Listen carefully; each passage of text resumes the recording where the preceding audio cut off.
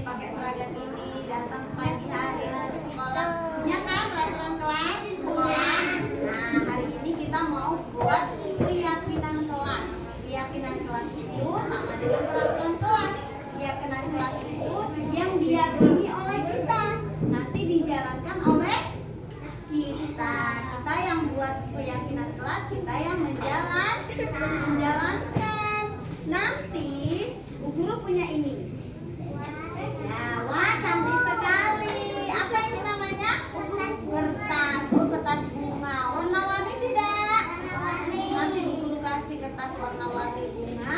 Anak-anak tulis keyakinan kelas. Misalnya, supaya kelas kita bersih, gimana kata-katanya? Menjaga kebersihan. Kalau kita harus datang pagi hari, itu namanya apa? Kebersihan. Disiplin. Iya, pinter, disiplin. Supaya kita nggak saling nakal-nakal dengan kawan. Itu namanya apa? Saling menghargai. Lihat, Bu Guru punya kertas. Nanti anak-anak tulis keyakinan kelasnya di atas kertas ini. Satu saja, oke?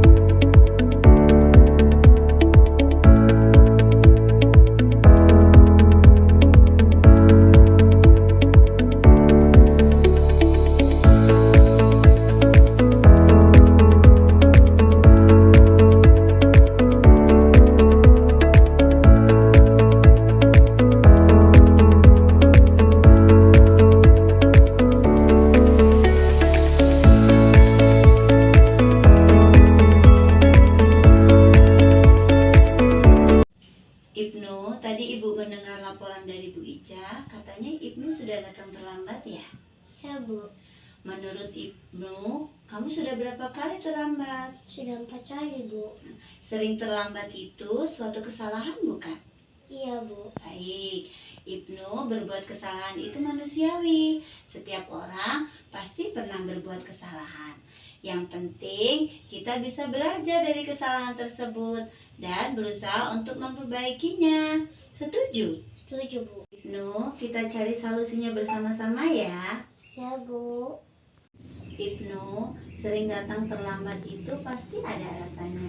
Kenapa sih Ibnu sering datang terlambat? Karena saya sering nonton TV sampai larut malam, Bu. Jadi bangunnya kesiangan. Ibnu tahu keyakinan kelas yang sudah kita sepakati. Tahu, Bu. Kalau terlambat datang ke sekolah sesuai dengan keyakinan kelas kita tidak? Tidak, Bu. Menurut Ibnu, keyakinan kelas apa yang sudah Ibnu langgar? Disiplin, Bu. Menurut Ibnu, disiplin itu penting tidak? Penting, Bu, karena membuat saya datang ke sekolah tepat waktu dan menghargai waktu. Betul, menghargai waktu itu penting dan sangat bermanfaat untuk kita. Seperti kita dapat menghargai orang-orang yang ada di sekitar kita. Ya, Bu, saya menyesal sudah sering terlambat. Ya, Ibnu, sikap itu sangat baik. Ibnu sudah meminta maaf. Menurut Ibnu, apa yang akan Ibnu lakukan agar Ibnu tidak datang terlambat kembali sekolah? Saya akan tidur lebih awal supaya tidak terlambat datang ke sekolah. Baik Ibnu, Ibnu sudah menemukan solusinya dan Ibu akan bekerja sama dengan orang tua Ibnu agar tidak datang terlambat ke sekolah lagi. Sekarang silakan kembali ke kelas. Baik, Bu, terima kasih. Ya, sama-sama. Bismillahirrahmanirrahim. Assalamualaikum warahmatullahi wabarakatuh. Yang saya hormati Ibu Kepala Sekolah TK Al-Abizar, yang saya hormati Ibu-Ibu Dewan Guru TK Al-Abizar. Alhamdulillah pada siang hari ini kita masih diberi kesehatan dan alhamdulillah terima kasih pada Ibu semua dapat berkenan hadir dalam kegiatan kita hari ini, yaitu kegiatan diseminasi menyebarkan pemahaman dan penerapan pengalaman budaya positif sebagai salah satu pemenuhan tugas guru penggerak dalam modul 1.4. Bersama saya Vivit Ariana, calon guru penggerak angkatan 10 dari TK Al-Abizar, Kabupaten Lampung Utara. Sebelum kita mulai kegiatan siang hari ini, baiknya kita mengucapkan basmalah.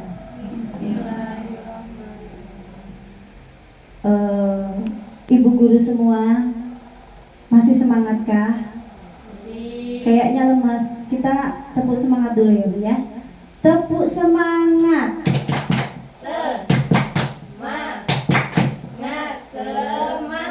Wow, keren. Kita punya yel-yel ya Bu ya. TK Al-Abizar jaya selalu, sukses selalu, TK Al-Abizar. Yes, sama-sama ya Bu ya. TK Al-Abizar jaya selalu, sukses selalu, TK Al-Abizar. Yes. Oke, siap. Siap ya Bu, Ibu-ibu ya mendengarkan penjelasan saya tentang budaya positif. Sebelumnya saya ingin bertanya, apa sih menurut ibu-ibu sekalian budaya positif itu seperti apa? Yang Ibu ketahui itu budaya positif itu seperti apa? Sepertinya kita nggak asing mendengarkan kata budaya positif. Apa sih budaya positif itu? Monggo Bu, siapa yang berkenan? Bu Yeni? Ya, silakan Bu. Menurut saya budaya positif adalah nilai-nilai atau keyakinan-keyakinan dan kebiasaan-kebiasaan yang dilakukan di sekolah yang berpihak pada murid. Gitu ya. Oke, terima kasih Bu Eni. Ada lagi Ibu? Bu Surya ingin menambahkan budaya positif itu apa sih Bu? Budaya positif adalah budaya yang dimiliki oleh seseorang, misalnya di sini siswa. Contohnya budaya positif pada siswa adalah datang tepat waktu, terus itu kemudian menaati aturan kelas yang diberikan oleh Bu Guru. Mungkin itu saja Bu. Oke, terima kasih. Betul, semuanya betul. Budaya positif itu apa? Betul, semuanya betul. Ya, jadi kita di sini membahas tentang budaya positif. Ya Bu ya. Budaya positif adalah positif itu memang sangat penting kita terapkan di sekolah kita, ya Bu ya. Kenapa sangat penting? Karena dengan kita memahami budaya positif, ini dapat menumbuhkan motivasi intrinsik. Jadi budaya positif itu penting kah? Budaya positif itu kita tanamkan di sekolah kita? Penting, ya. Jadi budaya positif itu sangat penting kita terapkan di sekolah kita, yaitu sekolah TK Al-Abizar. Jadi, kenapa sangat penting? Karena kita memahami budaya positif ini dapat menumbuhkan nilai intrinsik, ya, pada peserta didik kita. Bukan hanya kita saja yang harus mengetahui tentang budaya positif itu apa, tapi kita juga harus menyebarluaskan kepada warga sekolah, terutama kepada peserta didik kita, supaya mereka menjadi siswa yang bertanggung jawab, menjadi siswa yang memiliki budi pekerti luhur, ya. Dan tentunya siswa yang berakhlak mulia sesuai dengan filosofi pemikiran Ki Hajar Dewantara dalam mewujudkan profil pelajar Pancasila, ya. Baiklah Ibu semua, di sini langkah selanjutnya adalah apa saja yang ada di dalam budaya positif itu. Jadi di sini ada konsep inti tentang budaya positif. Di antaranya yaitu perubahan paradigma belajar, disiplin positif, nilai-nilai kebajikan, kebutuhan dasar manusia, motivasi perilaku manusia, posisi kontrol guru, keyakinan kelas, dan segitiga restitusi. Jadi itu semua merupakan konsep inti dalam budaya positif, ya Bu ya. Baiklah, yang sekarang kita mulai dari perubahan paradigma belajar. Sebelumnya Ibu guru semua pernahkah mendengar tentang pembelajaran yang berpusat pada murid? Pernah nggak benar dengar tentang pembelajaran berpusat pada murid? Ada lagi pembelajaran yang berpusat pada guru. Pernah ya? Kalau menurut Ibu sekarang seperti apa? Pembelajaran yang berpusat pada murid itu seperti apa? Pembelajaran yang berpusat pada guru itu seperti apa? Silakan Ibu yang ingin mengutarakan. Oke. Pembelajaran yang berpusat pada anak itu artinya anak yang lebih mendominasi dalam kegiatan tersebut. Contohnya saja ketika anak bermain melempar bola ke dalam keranjang, jadi anaklah yang aktif terlibat dalam kegiatan tersebut. Contoh lainnya lagi, anak membuat kapal dari sedotan. Jadi anak kan pertama menggunting dulu, kemudian anak mengelem, jadi anaklah yang dominasi dalam kegiatan yang diberikan oleh ibu. Oke, terima kasih Bu Surya. Iya, jadi sekarang ini pembelajaran yang berpusat pada anak itu sedang kita terapkan, yaitu pembelajaran yang ideal pada saat ini, yaitu untuk mewujudkan pembelajaran yang bersifat berdiferensiasi. Jadi sesuai dengan kebutuhan siswa. Lain kalau pembelajaran berpusat pada guru itu hanya dari satu arah, guru saja, misalnya dalam bentuk ceramah. Jadi murid itu dengan sendirinya akan bosan dengan pembelajaran kita. Jadi sekarang ini kita sedang menerapkan pembelajaran yang berpusat pada siswa atau peserta didik. Jadi untuk kita mengakomodir kebutuhan-kebutuhan peserta didik, maka pembelajaran kita lakukan dengan pembelajaran yang berdiferensiasi, yaitu pembelajaran yang berpusat pada murid. Karena ini merupakan salah satu pemikiran Bapak Ki Hajar Dewantara bahwa pendidikan itu guru sebagai menuntun, memberi contoh yang baik kepada siswa, dan pembelajaran harus berpihak pada murid. Tujuannya adalah untuk membentuk profil pelajar Pancasila. Ibu-ibu semua pernah mendengar profil pelajar Pancasila? Pernah ya Bu ya? Nah, kira-kira apa sih profil pelajar Pancasila itu? Profil pelajar Pancasila itu ada berapa ya Bu? Pernah mendengarnya? Pernah, iya. Profil pelajar Pancasila itu ada 6 ya Bu ya. Ya, itu beriman dan bertakwa kepada Tuhan Yang Maha Esa dan akhlak mulia. Seperti apa itu beriman dan bertakwa kepada Tuhan Yang Maha Esa dan berakhlak mulia kira-kira?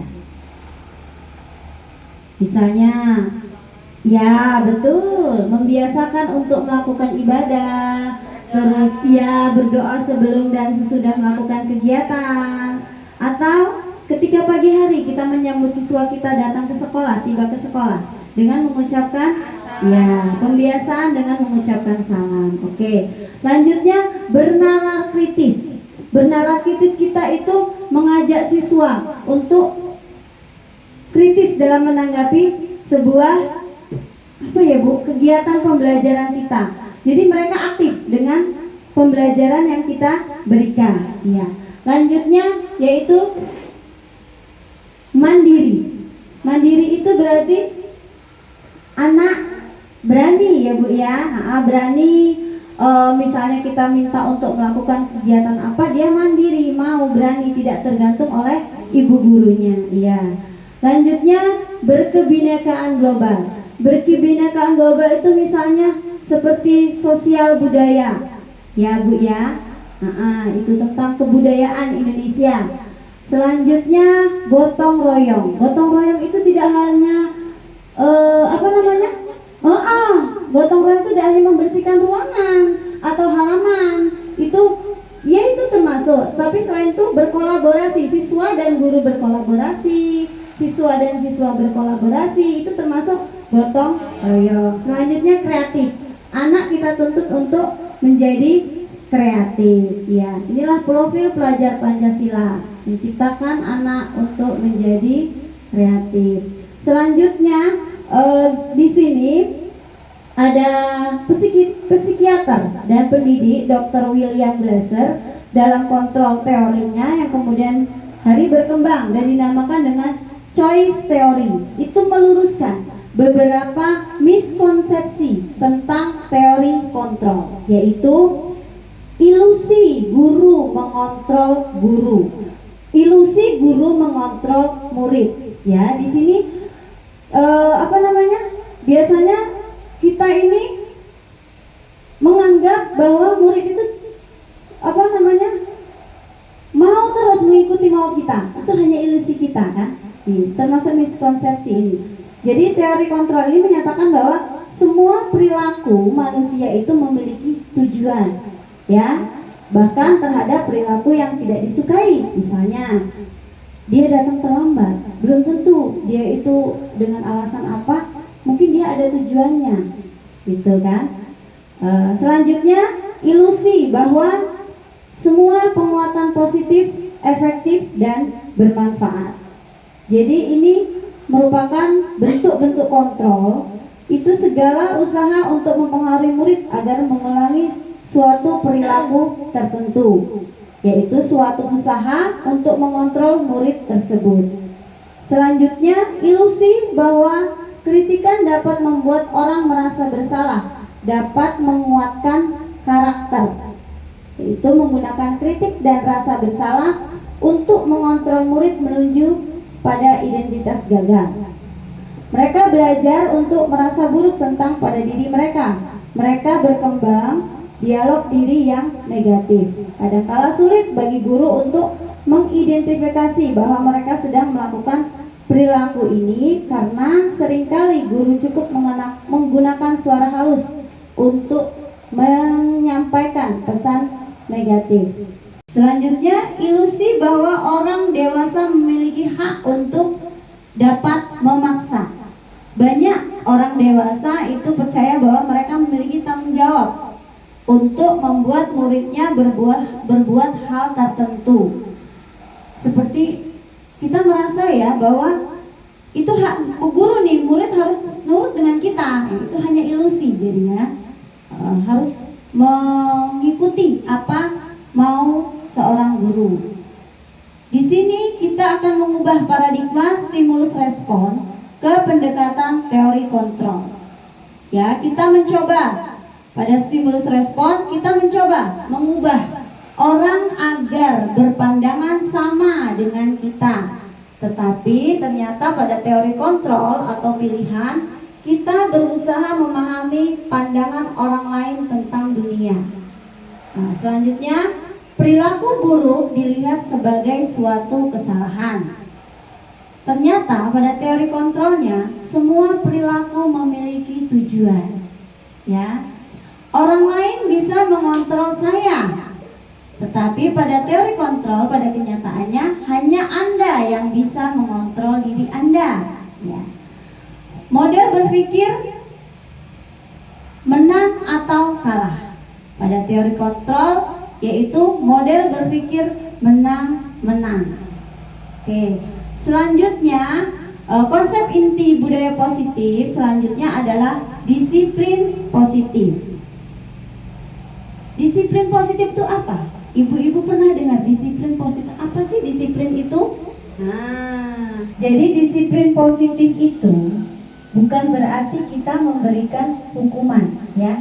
Disiplin adalah tata tertib, teratur, dan kepatuhan pada peraturan. Ya, karena belajar disiplin positif itu tidak harus dengan memberikan hukuman. Ya, di sini Bapak Pendidikan kita, Ki Hajar Dewantara, mengatakan bahwa di mana ada kemerdekaan, disitulah harus ada disiplin yang kuat.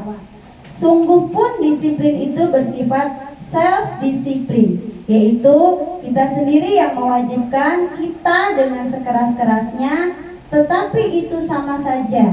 Sebab jikalau kita tidak cakap melakukan self-disiplin, wajiblah penguasa lain yang mendisiplinkan diri kita. Dan peraturan demikian itulah yang harus ada di dalam suasana yang merdeka. Jadi disiplin itu tertanam dari motivasi intrinsik peserta didik, ya, dari diri peserta didik ingin disiplin, ya, jadi bukan karena paksaan. Oke.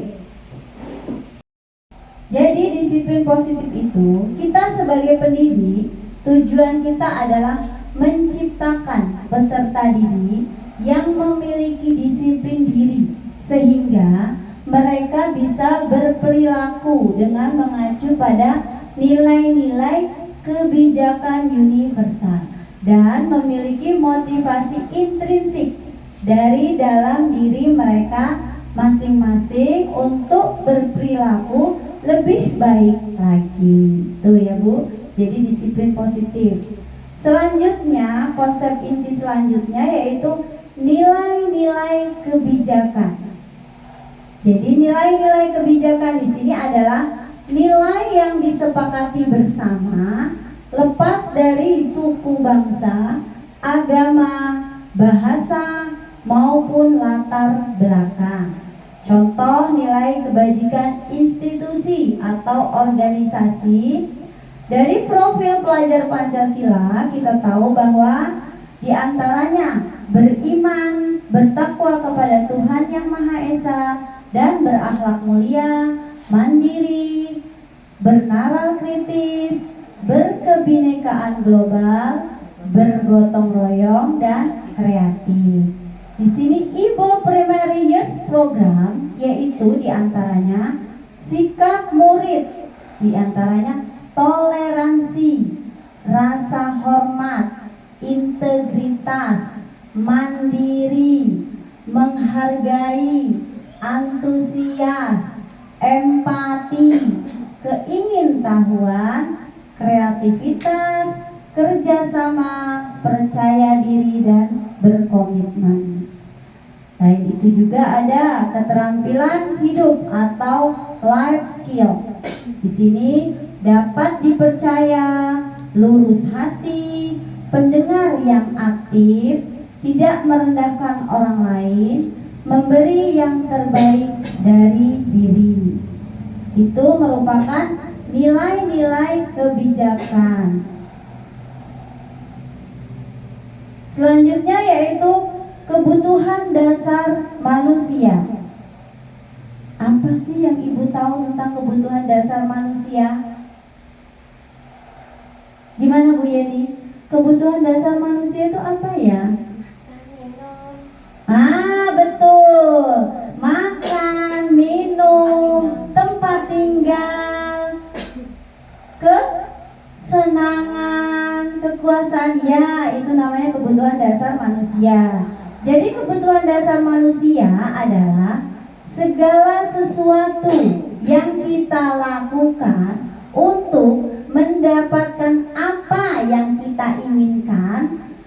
Seluruh tindakan yang kita lakukan memiliki tujuan tertentu, dan semua usaha terbaik yang kita lakukan adalah dalam rangka agar kebutuhan dasar kita terpenuhi dengan baik. Jadi itu kebutuhan dasar manusia ya.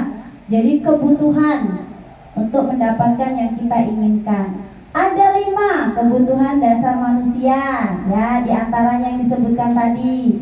Kebutuhan untuk bertahan hidup, rasa kasih sayang diterima. Selanjutnya penguasaan.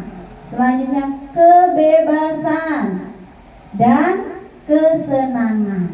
Bertahan hidup. Bertahan hidup di sini apa ya Bu ya? Makan, minum, kesehatan, pakaian, dan perasaan aman. Itu merupakan kebutuhan dasar manusia untuk bertahan hidup. Kalau rasa kasih sayang dan rasa diterima, itu seperti apa kebutuhan seperti itu? Tidak menyakiti orang. Ya, kita pengen diterima, pengen disayangi oleh orang lain, ya ingin disukai, itu masuk dari kasih sayang dan rasa diterima. Selanjutnya penguasaan, itu seperti apa penguasaan? Ya mampu. Penguasaan, kekuatan untuk mencapai sesuatu. Jadi menjadi, misalnya contohnya menjadi pemimpin. Dia mau dihormati, terus mau diakui prestasinya, itu termasuk penguasaan. Pingin terdepan, pingin mendapat prestasi, itu termasuk dalam penguasaan. Ya wajar lah ya Bu, setiap manusia itu punya sifat kebutuhan dasar itu tadi ya. Jadi yang selanjutnya yaitu kebebasan. Kebebasan itu yaitu kebutuhan untuk bebas, mandiri, otonomi, memiliki pilihan, mampu mengendalikan diri arah. Jadi pengen bebas, pengen mandiri, itu merupakan kebutuhan dasar yang dimiliki setiap manusia. Selanjutnya yaitu kesenangan. Kesenangan itu seperti apa Bu? Senang-senang Ya, seperti kita pengen sih dapat kesenangan, anak-anak pengen dapat kesenangan dari kita. Jadi kita memberikan pembelajaran kepada peserta didik kita itu yang menyenangkan. Belajar sambil bermain, seraya belajar. Jadi dengan kita bermain, belajar pembelajaran kita dengan bermain, akhirnya gampang tuh menyerap ilmu pembelajaran yang kita berikan. Jadi itu kesenangan, bermain, tertawa, bernyanyi ya. Kita kalau guru TK itu pasti harus banyak bernyanyi. Meskipun suasana hati sedang kacau, tapi kita tetap harus bisa menampilkan kepada anak didik kita, ya, tersenyum, bernyanyi, senang. Jadi dengan begitu peserta didik kita akan senang melihat kita juga ya. Selanjutnya, konsep inti selanjutnya yaitu motivasi perilaku manusia. Inti selanjutnya yaitu motivasi perilaku manusia. Kira-kira motivasi perilaku manusia itu seperti apa ya Bu ya? Misalnya untuk menghindari ketidaknyamanan atau hukuman. Pernah kan kita mengalami anak-anak itu menghindar dari kita. Itu motivasi perilaku manusia supaya mereka cepat nih mengerjakan tugas supaya tidak ditegur oleh ibu guru atau mendapat hukuman dari ibu guru. Jadi itu menghindari ketidaknyamanan atau hukuman. Selanjutnya, untuk mendapatkan imbalan atau penghargaan dari orang lain. Nih, siapa yang sudah selesai duluan? Nanti kita bu guru kasih bintang nih. Nah, kadang-kadang kita lakukan ya seperti itu ya. Ya, sebenarnya itu yaitu dari sisi ada ketidakpasan untuk seperti itu. Jadi mereka dia dapat inilah, dia dapat mendapat imbalan, dia dapat bintang. Nah, penghargaan dari ibu guru. Untuk selanjutnya untuk menjadi orang yang mereka inginkan dan menghargai diri sendiri dengan nilai-nilai yang mereka percayai, menurut mereka bagus gitu. Ya. Selanjutnya dari motivasi perilaku manusia ini ada 3, yaitu kehukuman, konsekuensi, dan restitusi. Hukuman itu seperti apa ya Bu? Pernah dengar kata hukuman? Ayo, kira-kira apa hukuman? Jadi hukuman itu bersifat tidak terencana, tiba-tiba dan bersifat satu arah tanpa melalui kesepakatan. Misalnya anak datang nih terlambat, jujuk-jujuk datang terlambat, langsung si guru nih, kamu tahu ini sudah jam berapa? Iya Bu, sudah tahu. Nah, sekarang kamu silakan bersihkan kamar mandi. Misalnya ini di sekolah tinggi. Nah, berarti kan itu berupa sifat. Anak tidak tahu nih bapaknya terlambat akan dihukum oleh gurunya apa. Nah, jadi itu hukuman itu tidak terencana, hanya guru satu pihak yang mengetahuinya. Apa yang akan diberikan si anak tidak mengetahui. Selanjutnya ada konsekuensi. Nah, sudah pernah dengar ibu-ibu tentang konsekuensi? Akibat yang harus diterima. Nah, konsekuensi itu sudah terencana atau sudah disepakati, sudah dibahas bersama. Jadi kalau hukuman itu satu pihak dari guru yang memberikan, konsekuensi ini sudah dibuat, direncanakan oleh guru dan murid. Misalnya ya kesepakatan kelas samanya. Misalnya si siswa ini terlambat datang, apa yang akan diberikan konsekuensi jika dia terlambat? Nah, harus membuat apa, disiplin untuk supaya menjadi disiplin. Itu merupakan kesepakatan. Selanjutnya restitusi. Sudah pernah dengar Bu restitusi itu apa? Bu, restitusi. Baru ya? Kayaknya ini baru ya, betul. Restitusi itu proses menciptakan kondisi bagi murid untuk memperbaiki kesalahan mereka menjadi solusi sendiri. Misalnya dia refleksi diri, dia datang terlambat nih, sering datang terlambat. Kita ajak untuk berdiskusi gimana penyelesaiannya, kenapa bisa datang terlambat, terus gimana kira-kira solusinya untuk menyelesaikan supaya besok tidak datang terlambat. Nah, kira-kira seperti itu, memperbaiki kesalahan mereka dan mereka mencari solusi sendiri. Misalnya anak berantem dengan kawan, tanpa sengaja dia memukul. Nah, kita ajak berdiskusi, merefleksi diri, menentukan langkah selanjutnya itu apa, menemukan solusi. Berarti dia harus merubah sikapnya supaya menjadi lebih sabar. Ya, itu adalah restitusi. Selanjutnya yaitu ada 5 posisi kontrol guru di sini. Nah, kira-kira ibu-ibu pernah dengar posisi kontrol guru itu diantaranya adalah penghukum, pembuat rasa bersalah, sebagai teman, sebagai pemantau, dan sebagai manajer. Sebagai penghukum, seperti tadi kita memberikan hukuman kepada peserta didik kita, langsung dikasih hukuman. Sedangkan pembuat merasa bersalah, di sini Misalnya kata-katanya gimana ya? Kamu gak kasihan sama ibu sudah capek-capek. Nah, itu kira-kira seperti itu, membuat rasa bersalah, ya. Ada juga sebagai teman.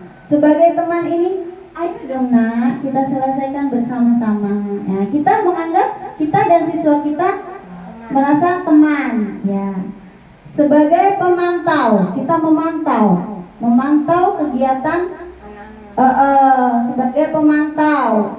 sebagai pemantau peserta didik. Yang kelima yaitu sebagai manajer.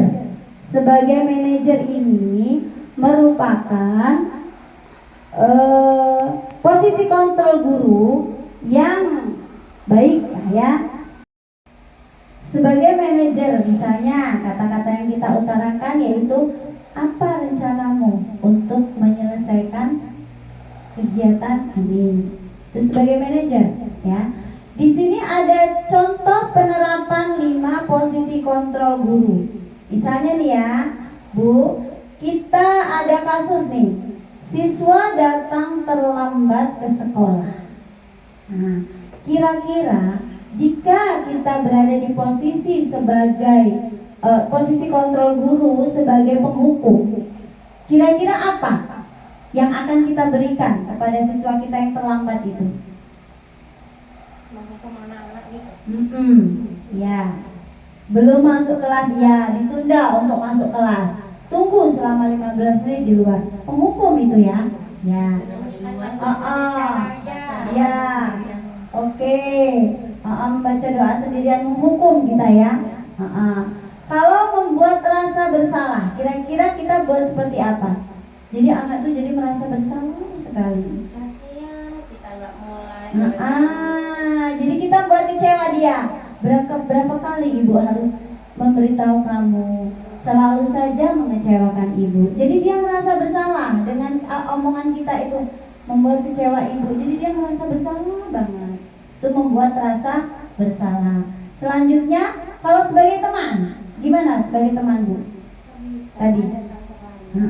Ayo dong, ikuti aturan sekolah. Tolong bantu ibu ya, sekali ini aja. Tuh kata-kata sebagai teman.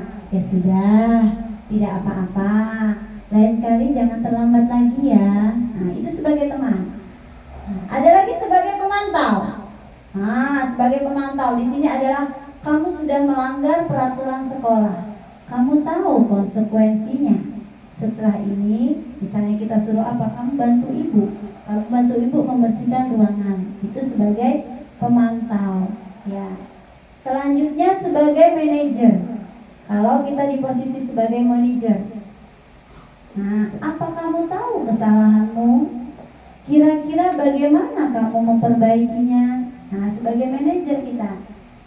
Tuh ya Bu ya. Saya ada posisi kontrol apakah? Ibu-ibu saya minta tolong ibu-ibu sebutkan di posisi kontrol apa? Misalnya, saya kecewa sekali dengan kamu. Itu ada di posisi kontrol apa? Saya kecewa sekali dengan kamu. Sebagai yang kedua tadi, pembuat rasa bersalah. Iya, saya kecewa sekali dengan kamu. Selanjutnya, kamu tidak pernah benar melakukannya. Kira-kira masuk dalam posisi kontrol apa? Bukan yang kamu tidak pernah benar melakukannya. Akhirnya si guru melakukan tindakan nih. Jadi sebagai penghukum ya. Selanjutnya lagi, ayolah lakukan demi saya ya. Ya, sebagai teman. Ya, selanjutnya ada lagi. Kamu tidak akan mendapatkan bintang bila tidak menyelesaikan tugas ini. Sebagai pemantau ya, itu kan dapat konsekuensi, mendapat penghargaan ya sebagai pemantau. Apa rencanamu untuk menyelesaikan ini? Manajer. Ya, sebagai manajer. Sudah pintar semua pokoknya. Iya. Kasih semangat Ibu Guru. Nah, tepuk semangat. Tepuk semangat. Semangat.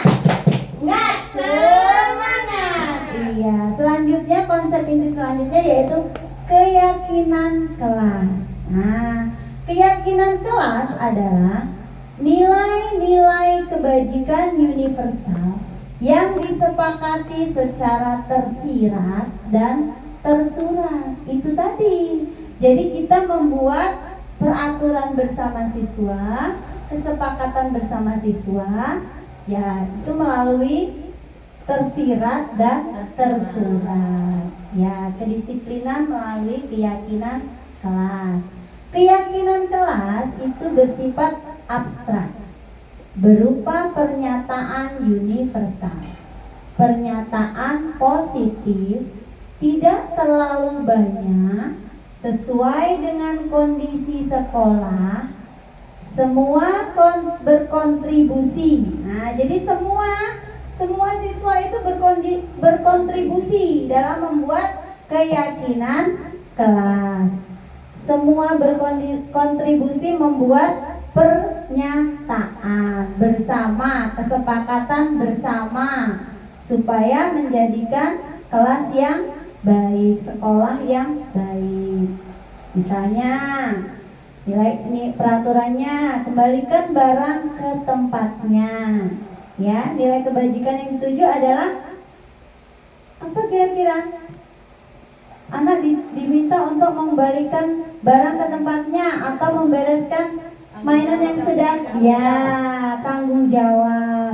Dilarang mengganggu orang lain, saling menghargai. Hadir di sekolah 15 menit sebelum pembelajaran dimulai. Berarti kedisiplinan.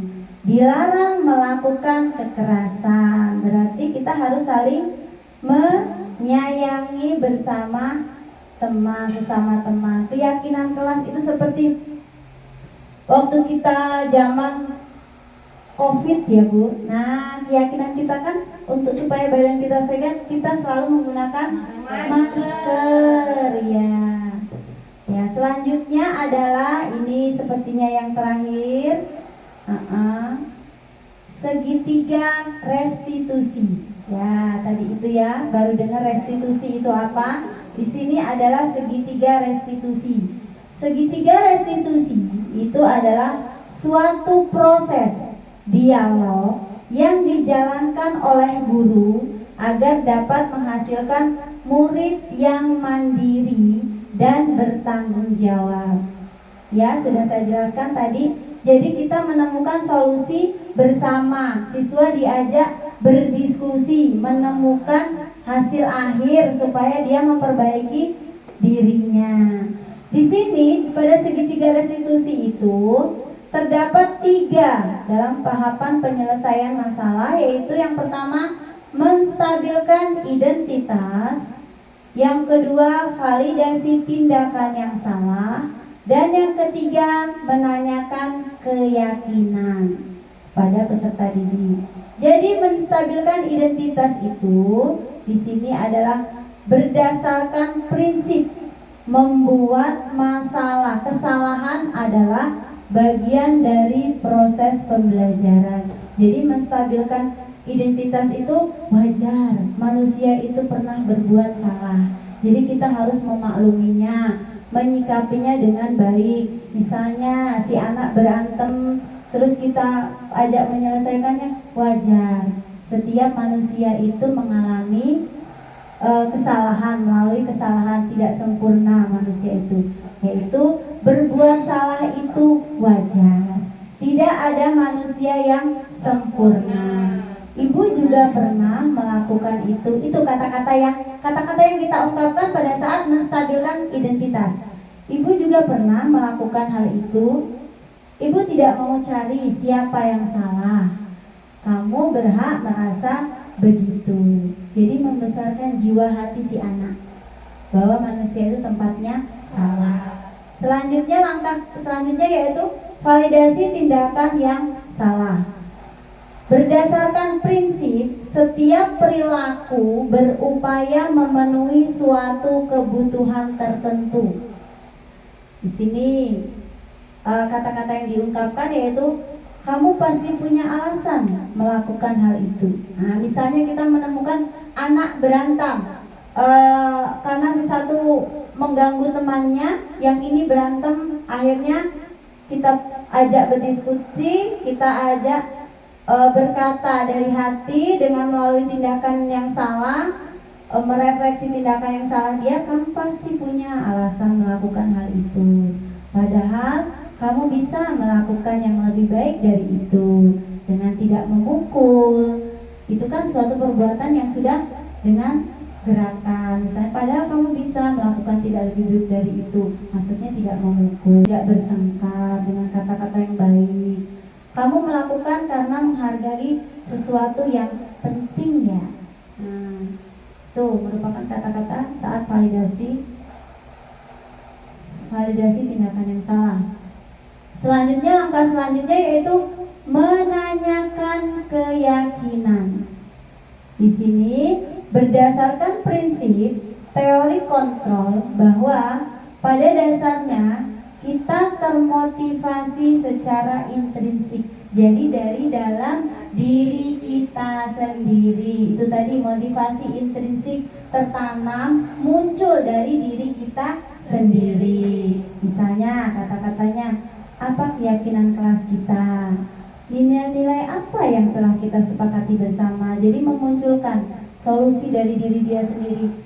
Apa coba keyakinan kelas kita? Kamu sudah paham kan keyakinan kelas kita apa? Nah, nilai-nilai apa yang telah kita sepakati bersama? Seperti apa gambaran kelas yang ideal menurut kamu? Kamu ingin menjadi orang seperti apa? Nah, itu merupakan pertanyaan saat menanyakan keyakinan. Gimana ibu-ibu sampai sini? Sudah paham? Sudah. Kita akan realisasikan di sekolah kita ya. Oke. Tiba pada saat akhir. Tiba di akhir kegiatan kita adalah penutup ya. Dalam penerapan program disiplin positif ini, hendaknya guru memiliki standar kepribadian profesional dan sosial yang baik, di mana guru mampu merefleksi dirinya dalam posisi kontrol saat ini. Bagaimana perjalanan dirinya sebagai among, sebagai manajer yang menuntun murid-muridnya menjadi insan yang mandiri, merdeka, dan bertanggung jawab. Itu tersurat dalam Standar Nasional Pendidikan. Jadi dengan mewujudkan budaya positif ini kepada peserta didik kita timbulkan dulu dari hati kita motivasi intrinsik kita untuk memberikan budaya positif pada sekolah kita, menerapkan kepada murid kita, memberikan contoh kepada murid kita. Dengan begitu, peserta didik kita atau murid kita akan mengikuti dengan sendirinya dari diri mereka masing-masing, tertanam motivasi intrinsik untuk membiasakan melakukan budaya positif. Demikianlah kegiatan pada hari ini. Ini berbagi ilmu ya Bu, berbagi ilmu sedikit tentang budaya positif dalam kegiatan saya sebagai guru penggerak. Jadi saya ucapkan terima kasih atas waktunya. Mudah-mudahan apa yang salah saya sampaikan dapat bermanfaat untuk kita semua, dapat kita terapkan di sekolah kita TK Al-Abizar dengan bersama-sama seluruh warga sekolah yang ada di sekolah kita. Gimana tadi Bu yel-yelnya? TK Al-Abizar jaya selalu, sukses selalu TK Al-Abizar. Yes. Oke, saya ucapkan wassalamualaikum warahmatullahi wabarakatuh.